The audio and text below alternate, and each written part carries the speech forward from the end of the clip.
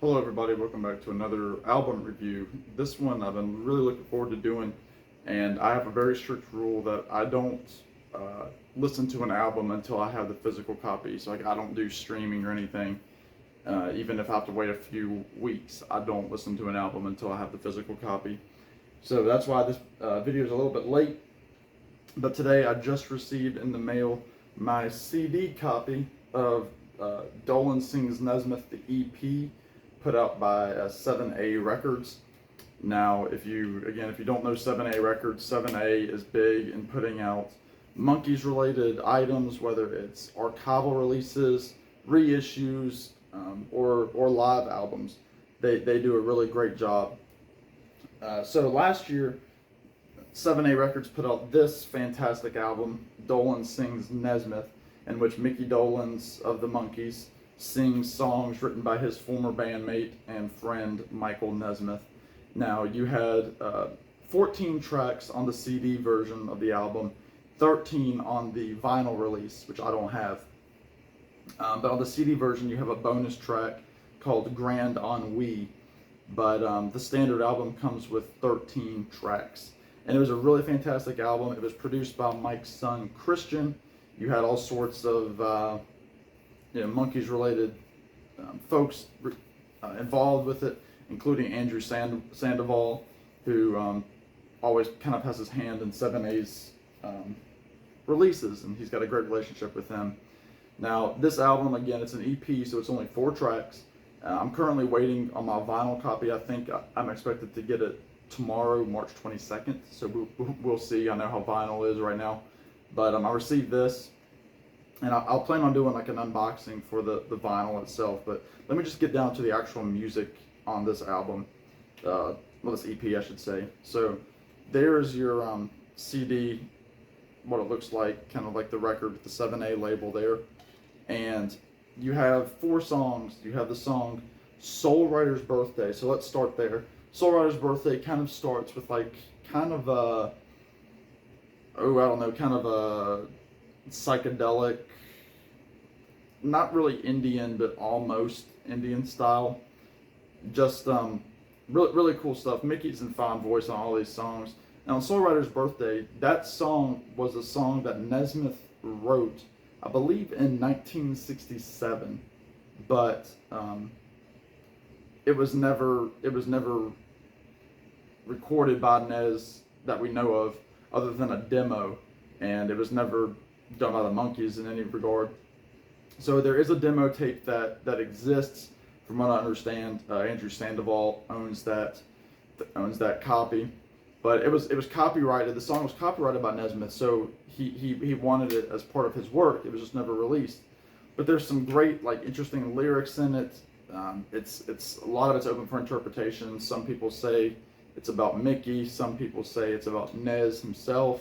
It's hard to say. I'll let y'all listen to the lyrics, but just a really cool opening track, and we get essentially a brand new Michael Nesmith song that's never been recorded. So I don't know if Mickey strayed far from Nesmith's original demo, if he even heard the demo. I'm sure he did, but because a lot of these songs, Mickey kind of strays away from the actual melodies of the original songs to make it a new song, essentially, because it's also familiar to Monkees fans.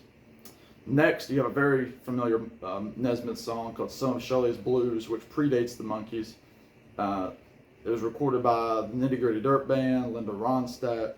Really great country song. Just, fantastic opening. Tell me just one more time the reasons why you must leave. Just a great breakup song. Mickey sounds very happy singing it. He kind of has like that higher range in his voice. He's like, tell me. Like he hits it really, like pinpoints it, and it's really fun. You can tell he's having a good time with it, and you can hear like the sadness. But there's a really neat double track harmony with Mickey and himself, and it just sounds really great. Mickey harmonizing with himself, and I know that Mickey and Nez, they love their harmonies together. I think they call themselves the Forever, what do they call themselves? The Everly Monkees or something like that. The way that their voices lined up together. And so this is a really nice tribute to Nez. He doesn't stray too far from the original. Great banjo in it. Just, it's one of my favorite Nez tunes anyway. So to hear Mickey have his take on it's fantastic. Next, we have the song "The Crippled Lion," which the slower ballad. It's kind of it's I would say it's the main ballad on the EP. Again, another strong performance by Mickey. Again, it's a Nez song that that we all know. Um, I don't think I'd prefer it to Nez's, but it's just really good. But you can tell there's sadness in Mickey's voice as it starts, with the slowly turn to the next on the list, and it's just really really good, really really good. Mickey's in top form.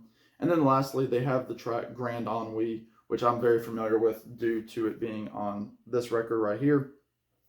And yeah, again, just rocking. You can great guitar from Christian Nesmith, and then background vocals from his wife Cersei Link. So some of the other musicians we have on here are Cameron Stone on cello, Christopher Alice on drums, Jim Cox on keyboards, and then Pete Finney on pedal steel guitar, who of course was a frequent in Nesmith's touring band, and then later with the Mike and Mickey show. I was fortunate enough to get to see Pete play with Mike and Mickey in October of 2021, shortly before Nez passed. Now,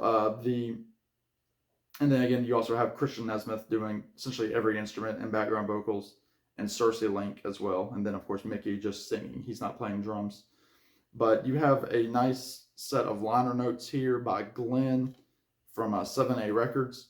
And it's neat because he ends it by saying, "We were just about to go into production on the EP you hold in your hands when the sad news about Michael Nesmith's passing broke.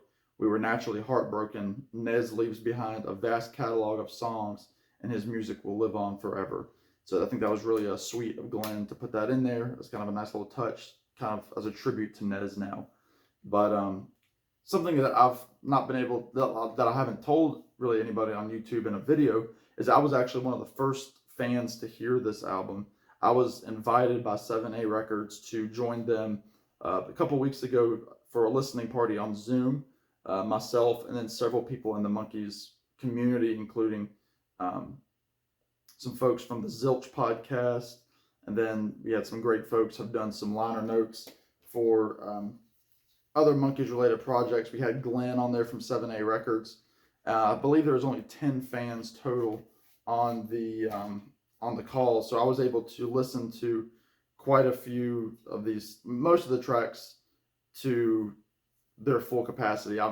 Toward the end of the songs, they had to fade out due to copyright issues and bootlegging. So yeah, it was really really cool to hear that and to be part of that. And Glenn, if you're watching, I really appreciate you inviting me. I would love to come on next time you'll have a new project. And yeah, so it was cool. And then another cool part was Mark Kleiner from Canada was on the call as well, and he did some of the liner notes for Dolenz Sings Nesmith, the album. So it was neat to have him on there as well, and then the other fans from the Monkees community. So thank you, Glenn. Thank you, 7A Records. I really appreciate it. Y'all are probably my favorite record company going. I love it. They're a small company. Give them some support. Purchase Dolenz Sings Nesmith, the EP. It's also on a 10-inch blue vinyl, which, like I said, mine's coming tomorrow. You can also get it on Mickey Dolenz's website. Check out that. Check out the original album.